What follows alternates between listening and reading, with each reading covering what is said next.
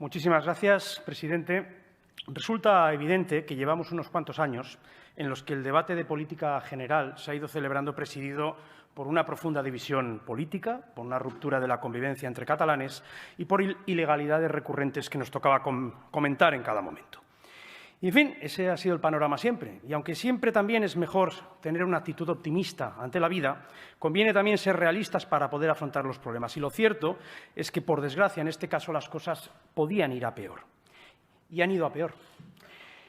Y aunque hoy usted, señor Torra, ha hecho un esfuerzo enorme por hacernos creer que se había transformado de la noche a la mañana en Torra el tecnócrata, un frío gestor inasequible, en fin, a las bajas pasiones de la política identitaria, no acaba de colar a estas alturas de la película, le puedo asegurar, la realidad es bien dura. Vivimos en los albores de una crisis económica de dimensiones desconocidas, a lo que se le suma escenarios inciertos de rebrotes de la pandemia que, de agravarse, agravarían también esa crisis económica y ahondarían en ese drama de pérdidas de vidas humanas que hemos sufrido estos últimos meses. Y en ese panorama, por si no fuera suficientemente difícil, nos amenazan ustedes con un escenario de bloqueo institucional sin precedentes en el peor momento de nuestra historia, cuando más unidad necesitamos, un bloqueo además premeditado, ensayado, voluntario y con la voluntad, valga la redundancia, de responder a aquella idea de que cuanto peor, mejor. Nos amenazan ustedes con dejar a Cataluña, en el caso de confirmarse su inhabilitación, con un Gobierno en funciones sin capacidad para legislar ni para aprobar presupuestos. Nos amenazan, además, con obsequiarnos con nada menos, decían antes dos, no, tres presidentes de la Generalitat, como si no tuviéramos bastante con usted. Serían el que ustedes llaman el legítimo de Waterloo, estaría el presidente en funciones, que podría ser el señor Aragonés, o vaya usted a saber, y a usted le bautizarían como el presidente simbólico, en un espectáculo dantesco que invitaría a la risa si no fuera por la gravedad de lo que estamos viviendo. Y todo ello, además, en una situación que advertí el año pasado en este mismo debate y que, por cierto, los medios de comunicación se han hecho eco en fechas recientes, y es que han dejado Cataluña peor preparada que nunca para superar una crisis de esta naturaleza. En un escenario inimaginable en el año 1990, Cataluña ya no lidera la renta per cápita en las comunidades españolas, es la cuarta. Se ha producido ya famoso sorpaso de Madrid, pero no solo el de Madrid, el de otras muchas comunidades autónomas se ha comentado aquí en otros parámetros e indicadores. Y además con una curiosa paradoja. A mayor autogobierno, peores resultados han obtenido. Otras comunidades autónomas con menos competencias que Cataluña y con peor financiación autonómica que Cataluña les ha ido mucho mejor, demostrando que el problema no es el sistema autonómico en sí mismo, el problema es el nacionalismo cuando gobierna. Hace años describía las que, a mi entender, eran las 10 causas por las que se había provocado esto. Permítanme desarrollar un poquito más tres de ellas, por su relevancia a la luz de los acontecimientos vividos en estos últimos meses. En primer lugar, una administración pública en Cataluña que ahoga la iniciativa privada, devoradora feroz de recursos públicos y que socava cualquier progreso desde unas estructuras gigantes pero absolutamente improductivas. Esa es la auténtica losa que tenemos en Cataluña y no viene precisamente de Madrid, la han creado ustedes. En segundo lugar, un entramado, el de la construcción nacional, lo de la clerecía separatista, insensible a las dificultades de la gente más necesitada, dado que todos ustedes parecen tener la vida solucionada y también parece que les importa un pimiento bloquearlo todo, siguiendo los dictados del búnker de Waterloo. Es que incluso se hacen llamar a ustedes mismos legitimistas, un lenguaje de reminiscencias carlistonas reaccionarias y eso que dicen ustedes ser republicanos. En tercer lugar, la aceptación de una política de extrema izquierda como peaje al apoyo parlamentario durante todos estos años de la CUP, con una presión fiscal absolutamente desbocada, con unos ataques sin precedentes a la educación concertada, teniendo en cuenta que Cataluña, junto con Navarra, son las dos comunidades autónomas con mayor tradición en este tipo de educación en toda España, con una desprotección del propietario en relación a la ocupación ilegal que ustedes en privado reconocen, aunque luego huyan del debate, con un lenguaje, en ocasiones, no todos ustedes, pero unos cuantos sí, turismofóbico, teniendo en cuenta que es un sector que está sufriendo muchísimo y que representa nada más y nada menos que el 12% del PIB catalán. Como decía hace un momento, otras autonomías con menos competencias y menos financiación que Cataluña funcionan mejor. ¿Por qué? Porque no sufren la losa brutal de un gobierno de esa naturaleza. Que esa es la losa, no viene de Madrid, la provocan ustedes. Pues bien, dibujado este primer escenario de coyuntura, permítanme que les hable de actualidad. Ustedes, y usted, señor Torra, aseguraron que priorizarían la salida de la crisis y la lucha contra la pandemia tras haber dado por muerta la legislatura, incluso nos prometieron que serían capaces de aparcar las divisiones entre ustedes. Y el caso es que tengo que reconocer que durante 2 semanas, porque no duró más, llegamos a pensar que sería posible. Se incorporó usted a las reuniones de presidentes autonómicos, no lo había hecho nunca. Incluso su gabinete contestaba con cierta atención los documentos de propuestas amplios que les hacíamos llegar. Es más, llegó a parecer que incluso cambiaba el tono hostil que tenía hacia la oposición. Fue, desgraciadamente, un espejismo que duró muy poco. 2 semanas. Les pudo la naturaleza, en muchas ocasiones fanáticas, no la pueden vencer. Al final iniciaron un pleno sobre la monarquía que no tenía en ningún caso como objeto un debate real, sereno, sobre la forma de Estado en España. Que va, lo único que perseguían era lo de siempre, atacarse entre ustedes, los socios del Gobierno, a ver si se atrevían o no a publicar las resoluciones aquí aprobadas. Volvían, como siempre, a las andadas. Una lucha salvaje fratricida entre ustedes por la poltrona, disfrazada de amor por Cataluña. A partir de aquel momento vivimos semanas de ataques entre ustedes, entre Junts per Catalunya y Esquerra Republicana, absolutamente furibundos. Yo no había visto nada igual en la vida entre socios de Gobierno. De hecho, pensaba yo, señor Torra, que usted y yo teníamos una relación difícil, pero comparado con la que tiene con sus socios de Gobierno, lo nuestro, mucho me temo, que es el último tango en París. Unos ataques entre ustedes, además, incompatibles con la gestión eficaz de una pandemia. El caso de Oriol Mitjà es paradigmático. Un profesional de prestigio al que le ha sido imposible trabajar con normalidad en un entorno de caos y desconfianza entre todos ustedes. Por no hablar de las residencias, también caóticas en la gestión. El caos también en la vuelta a las aulas. Por no hablar tampoco de las filtraciones constantes entre ustedes, acusándose mutuamente de ocultar información a la ciudadanía.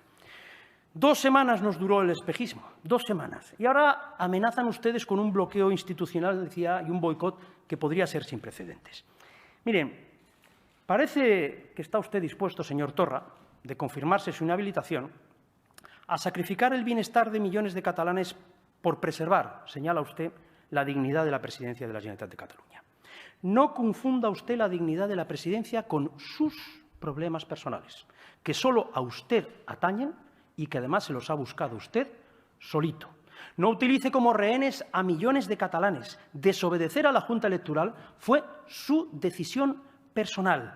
Asuma usted su responsabilidad y no conduzca a la miseria a toda Cataluña porque un día decidió complicarse la vida usted solito. Nadie le obligó, ninguna dignidad presidencial. Pues bien, señalaba que 2 semanas duró el espejismo. Bien, han vuelto ustedes a la lógica del movimiento nacional populista con sede en Waterloo, que habla de democracia pero que jamás la practica, que jamás dialoga. Han vuelto ustedes a la demonización del diálogo y del acuerdo, incluso entre ustedes mismos. Cualquiera que dialogue, cualquiera que acuerde, pasa a ser butiflé y traidor. Es que esa es su dinámica de funcionamiento constante. Han vuelto ustedes a la dinámica de estigmatización del discrepante. En privado dicen una cosa, hemos hablado del debate de la ciencia de la natura, del debate de la ocupación, pero luego no se atreven a decir nada. Es obediencia a lo que digan en Waterloo por miedo a lo que pueda ocurrir. Eso es negar el debate democrático. Aquí nunca hemos sido capaces de hacer un debate democrático sano. Pero es más, han añadido a todo esto algo más grave, la destrucción de los vínculos sociales y democráticos más elementales. El ataque a los letrados del Parlament de Cataluña constituye uno de los episodios más nauseabundos a los que he asistido en mi trayectoria política. El movimiento nacional populista señala, estigmatiza y pretende empujar al delito a trabajadores honestos que sacaron su plaza con esfuerzo en unas oposiciones difíciles y que lo hicieron jurando o prometiendo cumplir y hacer cumplir la ley, al margen de su ideología personal. Si después de liderar esa cacería social a los letrados de esta casa no tienen ni el más mínimo remordimiento o cargo de conciencia, yo he llegado a la conclusión de que lo suyo ya no tiene remedio. Les han robado directamente el alma y les han incapacitado para la vida democrática. Si para lograr la independencia tienen que hacer este tipo de cosas, ¿realmente les merece la pena? ¿Realmente les merece la pena? Hay algo profundamente atormentado en esa idea, según la cual para construir la Cataluña del futuro tienen que destruir sin piedad y crueldad la Cataluña del presente. Yo allí no veo ningún amor a Cataluña. Lo que veo es algo mucho más desagradable. Veo rencor y veo fanatismo. Y sobre el rencor y el fanatismo nunca se ha podido construir absolutamente nada. Ese es el panorama, señoras y señores. ¿Qué podemos hacer para cambiar las cosas, para corregir este rumbo? Nosotros tenemos mucho que decir. Y lo hacemos con humildad, sabiendo que somos un partido que está creciendo, pero con un espacio todavía modesto, lo asumo, pero creemos que podemos aportar porque tenemos vocación, siempre lo digo, de dirigirnos a todos los catalanes, piensen como piensen. En primer lugar, una actitud indispensable que creo que deberíamos tener todos, pero que nosotros vamos a aportar. Nunca combatiremos un rencor y un fanatismo con otro rencor y fanatismo equivalentes. Eso es importantísimo. Nos comprometemos, me comprometo, a no demonizar nunca la concordia, la reconciliación y el acuerdo. Eso sí, siempre en el marco de la ley, porque es el único camino posible en democracia. Nos comprometemos a trabajar para recuperar algunas de las características que habían generado admiración hacia Cataluña durante tantos años. Algunos ahora dicen que son tópicos. Otros, dolidos por todo lo que ha pasado, llegan a decir que eso no existió nunca. Pues yo digo que sí, que existieron. Por supuesto que sí. Y lo creo. Y lo digo porque conozco bien la historia de Cataluña y porque también me baso en mi propia experiencia personal como catalán. Hasta que el proceso de construcción nacional empezó a envenenarlo todo, aquí fuimos capaces de conseguir grandes cosas en la cultura, el deporte, las artes en general, la ciencia, la economía, en todo. No fue un sueño, eso ocurrió en Cataluña y puede volver a ocurrir. Desde el Partido Popular de Cataluña nos comprometemos a impulsar en Cataluña más sociedad civil y menos burocracia.